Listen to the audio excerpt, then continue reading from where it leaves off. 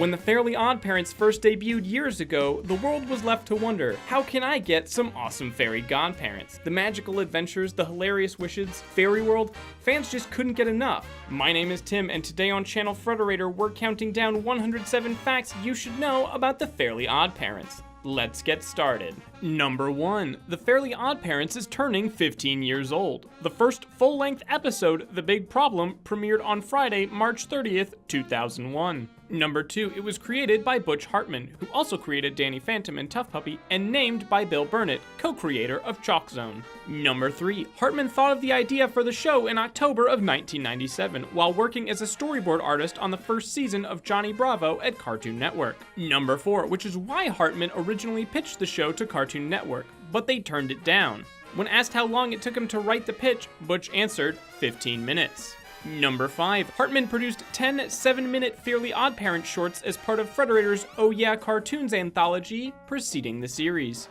Number 6. Channel Frederator, yes, this Channel Frederator, was founded by network mastermind Fred Seibert. He's also the executive producer of the Fairly OddParents alongside Hartman. Number 7. The show was created alongside a fresh batch of cartoons in Seibert's Oh Yeah Cartoons and Random Cartoons, a project specifically aimed at making several 7-minute short gag animations. Some other shows from this project include Chalk Zone, My Life as a Teenage Robot, Fanboy and Chum Chum, and Adventure Time. Number 8. Hartman wanted the main character to easily move from one location to the next. He thought magic would be the best source for this ability, and that it'd be even funnier if the main character had no control over it and had to rely on someone else. This is how Timmy ended up having fairy godparents. Number 9. Initially, Hartman decided to make a show about a little boy with a fairy godmother like Cinderella's, but then realized he'd never seen a show with a fairy godfather, so he added Cosmo to the mix. Number 10. Timmy Turner, the show's 10-year-old hero, is named after Hartman's younger brother, Timmy Hartman. Hartman hopes to make more shows with protagonists that he can name after his other brothers. Number 11. Distinguishing its style from other animated shows, The Fairly OddParents is heavily dialogue-driven and written like a live-action sitcom in a writer's room.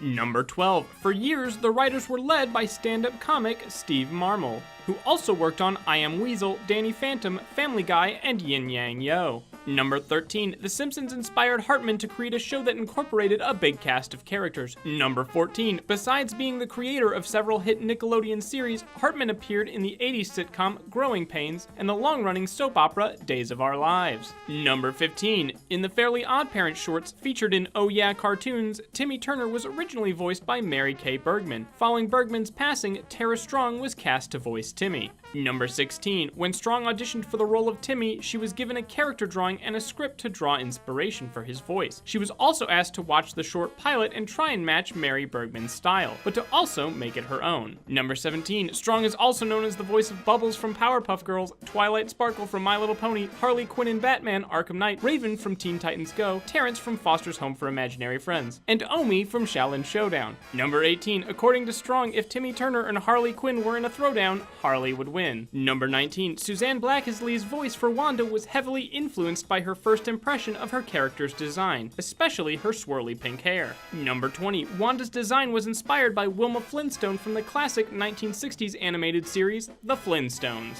Number 21. Originally, Hartman wanted Timmy to have a blue hat, but after his blue marker ran out of ink, he tried using a pink marker and stuck with it. Number 22. In the shorts on Oh Yeah Cartoons, Timmy's parents' faces are never shown. They are usually shown from the neck down or just the top of their heads. Number 23. Tootie made her first appearance in the short The Fairy Flu when the Fairly OddParents was still on Oh Yeah Cartoons. After her debut, Tootie's character design was transformed. She originally had pink rounded glasses and a blue t-shirt with pink pants. In the series, she is shown with purple cat eye glasses and braces. Number 24. Hartman describes Timmy as a sarcastic, quick-tempered, wise guy who loves comic books and video games. He confesses Timmy is his alter ego, except Hartman doesn't have fairy godparents. Number 25. When creating Fairy World, Hartman wanted to achieve the ultimate vacation world and was inspired by Disneyland, where anything could happen.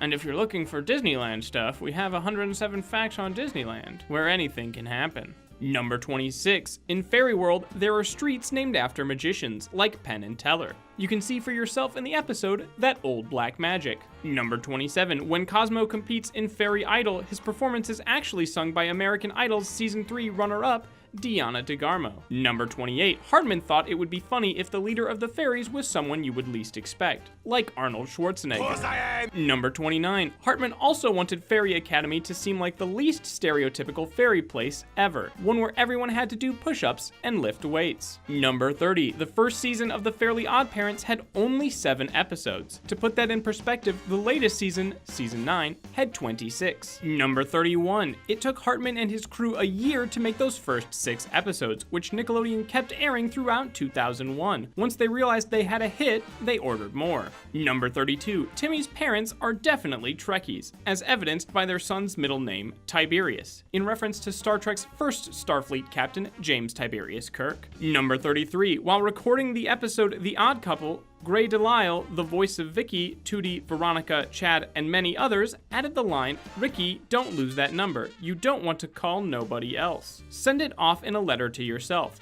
Those are the lyrics to Steely Dan's hit song, Ricky, Don't Lose That Number. Number 34. When coming up with the premise for Wishology, one of the writers suggested including a band like Kiss, but calling them Smooch. That's because the staff never expected to get Kiss to be in the episode, but they agreed. They even gave them permission to use the song Rock and Roll All Night and use their signature Kiss makeup and costumes. Number 35. That's right, fairies rock and roll all night and party every day. In the show, Fairy World is guarded by Gene Simmons, Paul Stanley, Eric Singer, and Tommy Thayer, and they protect fairies from the darkness using their rock and roll powers. Number 36. Fairy World isn't the only secret magical world that exists. There's also Harry World, which is Harry, and Scary World, which isn't all that scary, and Dairy World, which is run by talking magical cows. Number 37. The voice behind the comical April Fool in the episode Christmas Every Day is a parody of comedian Jerry Seinfeld. Hey, genius! I haven't said the punchline yet! Number 38. The voice of the head pixie in Sanderson is Ben Stein, who was also the economics teacher in Ferris Bueller's Day Off. He's also an economist. Hey everyone, taking a quick break to let you know what's coming up next week. On Tuesday on Cartoon Hangover, we have 107 facts about the Spider-Man animated series.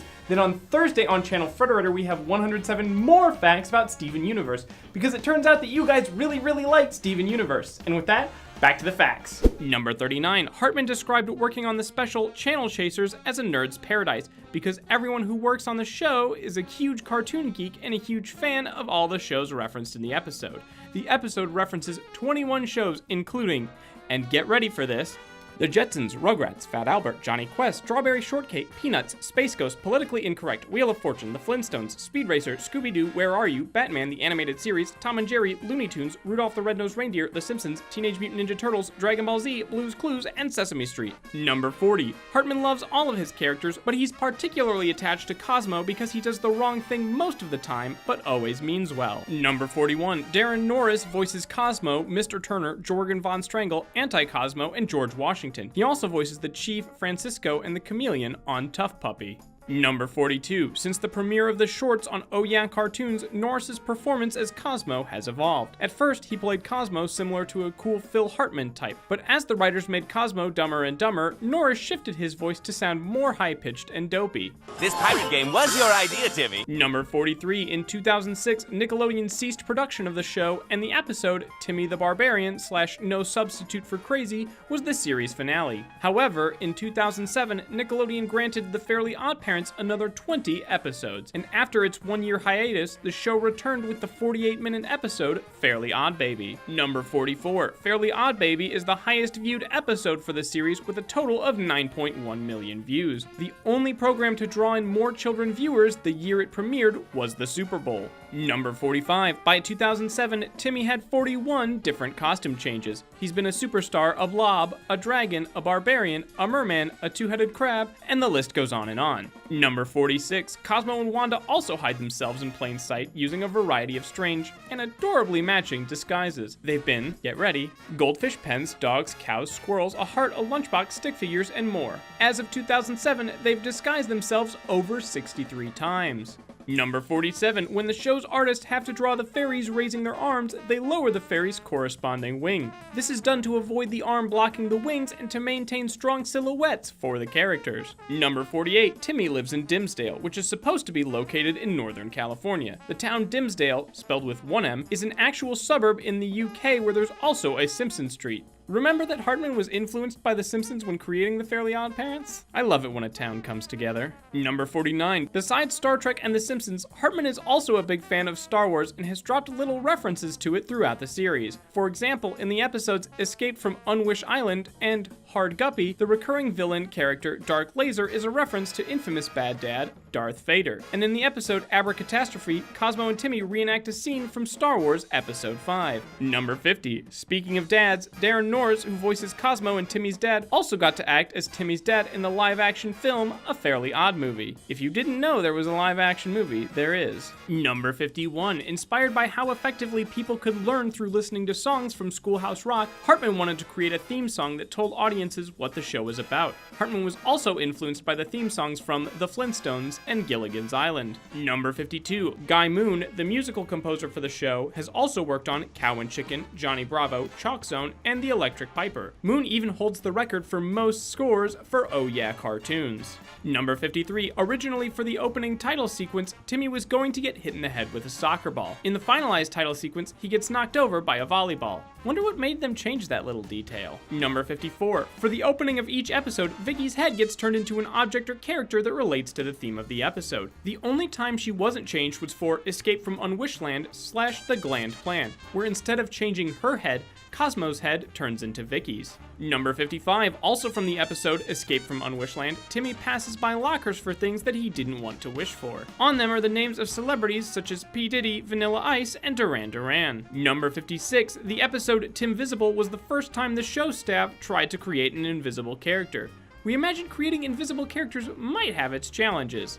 Number 57, the comic book superhero Crimson Chin is voiced by none other than Jay Leno, also known for his punchlines and strong jawline. Number 58, recording sessions for voice actors typically take 3 hours, but Leno would wrap up after just 20 minutes. The recording studio also happened to be right down the street from where Leno would tape The Tonight Show. Number 59, in the episode Crash Nebula, Sprig can be seen reading a Brock Rocket book, and the back cover features Danny Phantom, which Hartman also created. Number 60, after reading Crash Nebula, Hartman was in development to create a new full-length animated spin-off series that revolved around the character Crash Nebula, but he ultimately didn't make it because he was already busy with the Fairly OddParents and Danny Phantom. Number 61, another referencing Easter egg. In the episode Poltergeeks, Danny Phantom can be seen in one of the screens of Mr. and Mrs. Turner's lair. Number 62, Elmer, the boy with the boil, is named after Hartman, whose real name is Elmer Earl Hartman. In one of the early drafts of the pilot short, Elmer was originally named Carl. Number 63, Elmer's boil is named Bob after one of the show's former producers, Bob Boyle. Number 64, the side of Elmer's face that has the boil switches throughout the series. Number 65, Timmy's friend Chester has been played by 2 voice actors. From 2001 to 2003, he was played by Frankie Muniz from Malcolm in the Middle. After 2003, Jason Marsden took over the role of Chester. Number 56, Timmy's friend AJ has also been voiced by 2 different actors, Ibrahim Hanif Muhammad from 2001 to 2003, and Gary Leroy Gray from 2002 to 2013. Number 67. The Fairly OddParents had 3 crossover episodes with the show The Adventures of Jimmy Neutron, Boy Genius, which includes both 2D and 3D animation. Number 68. On average, artists have to make 125 background drawings per episode. That's because there is no set floor plan or layout to the house. This allows storyboard artists to knock down or add walls depending on the episode. Number 69. The 9th season introduced fans to Timmy's new magical dog, Sparky. Hartman explains that Sparky originally started as a little ball of floof, but after a lot of sketching, ended up on his current design. His wings prove he's a fairy, Hartman added. Number 70. Matt Taylor, who previously worked on Tough Puppy, says voicing Sparky has been his favorite project with Hartman so far. Number 71. Timmy's dog Sparky was inspired by Rick Moranis' character Louis Tully from Ghostbusters. When creating the voice of Sparky, Taylor even looked to Moranis' performance for inspiration. I know a lot of words, I just ate a dictionary. Number 72. During his first recording session as Sparky, Tara Strong jokingly busted Taylor's chops saying, "You better be funny," and didn't allow him to look at her until he finally made her laugh. All throughout the recording session, Taylor covered his face to avoid looking into Tara's eyes. Number 73. The show's artist created over 28 character designs for Sparky before making a final decision. In a previous design, Sparky even looked a bit like a Pac-Man ghost. Number 74. Sparky's color scheme was ultimately chosen to be yellow and orange because it works best with the rest of the show's characters. Other colors Hartman considered making Sparky included blue, green, and pink. Number 75. Wanda's sister Blonda is voiced by funny lady Julia Louis-Dreyfus, who's also starred in Veep, Seinfeld, The New Adventures of Old Christine, and A Bug's Life. Number 76. Blonda was imagined by Hartman's daughter Carly when she was 8 years old. Number 77. In the episode It's a Wishful Life, Hartman gives a shout out to his other daughter, Sophia, as the idealized daughter of Timmy's parents. Number 78. Mr. Crocker, who constantly tries to uncover Timmy's fairies, was inspired by the character Walter Kornbluth from the film Splash. In Splash, Kornbluth tries to prove that mermaids exist. Number 79. Hartman and his writers love to write for Timmy's dad, Mr. Crocker, and Cosmo. They say working with them always guarantees a good laugh. Number 80. Catman is voiced by the legendary actor Adam West. You might know him as Batman from the 1960s series and feature film, or as Mayor West in Family Guy. Number 81. In the episode Miss Dimsdale, Adam West became the first actor to portray himself on The Fairly OddParents. Number 82. Trixie is voiced by Dionne Kwan, who is also the voice of Kimmy Fisher in The Rugrats. Since Kwan is blind, she reads her scripts from Braille. Number 83. Timmy has a secret skill, biting his toenails, yet he's horrified by feet. Number 84. Timmy has another bad habit. At night, he grinds his teeth together. Considering his buck teeth are the most valuable in the universe, valued at $350 million,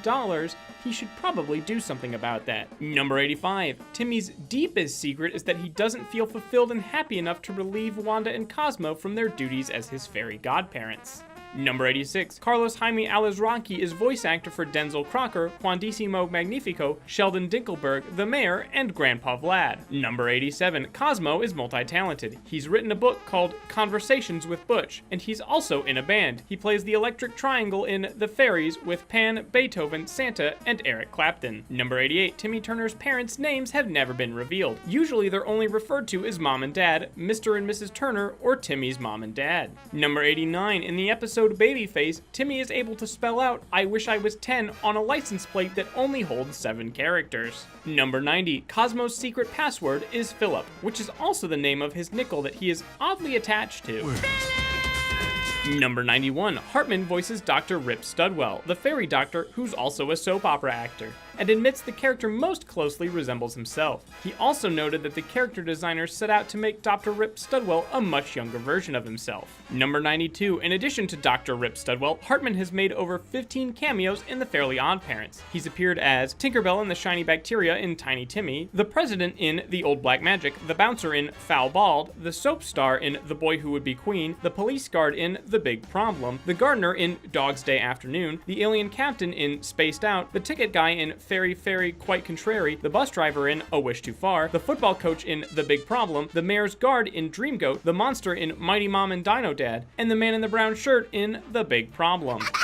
That's just plain creepy. Number 93. The Fairly OddParents is the second longest running animated series on Nickelodeon following SpongeBob. Number 94. And in true Easter egg fashion, in the episode App Trap, a human caricature of SpongeBob can be spotted. Number 95. The Fairly OddParents is aired in 113 countries and territories and is dubbed in 27 languages. Number 96. The show celebrated its 10th anniversary on July 9th, 2011 with their first live-action CGI movie, A Fairly Odd Movie, Grow Up, Timmy Turner. Hartman wanted to take the series in a new direction for the movie, and he had always wanted to make a live-action CGI movie. Number 97. There have been 3 live-action Fairly OddParents movies, including A Fairly Odd Movie, Grow Up, Timmy Turner, A Fairly Odd Christmas, and A Fairly Odd Summer. For its international release, A Fairly Odd Summer is called A Fairly Odd Paradise. Number 98. Drake Bell, who played Timmy in the live-action movies, says his favorite episode is Miss Dimsdale, when Timmy's dad decides to compete in the Miss Dimsdale beauty pageant. Number 99. Miss Dimsdale marks the first episode Timmy's dad dressed in drag, but certainly not the last. Number 100. The voice behind the talented and delicious pop sensation Chip Skylark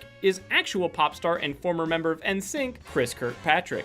Number 101. Timmy and Chip Skylark share the same birthday. Both characters were born on March 21st, making them both an Aries. Aries are supposed to be optimistic and enthusiastic, yet impulsive and impatient. Number 102. When Chip Skylark gets stressed out, his teeth lose their shininess and his hair loses its sheen. The solution? The sound of a flushing toilet. Number 103. Chloe Carmichael, Timmy's new neighbor in season 10, is voiced by Carrie Walgren. Walgren also voiced Little Susie from Phineas and Ferb, and one of her first voice acting jobs was to record herself screaming for a Six Flags commercial. Number 104. More importantly, Chloe will also be his god sister. That's right, Timmy will have to share Cosmo and Wanda with Chloe, which means on average they each get one, which seems like it works out. Number 105. Chloe joins the long list of Cosmo and Wanda's godchildren, including Tina Turner, Bill Gates, and Benjamin Franklin. Number 106. Mark your calendars, season 10 of The Fairly OddParents premieres Friday, January 15th at 7:30 p.m.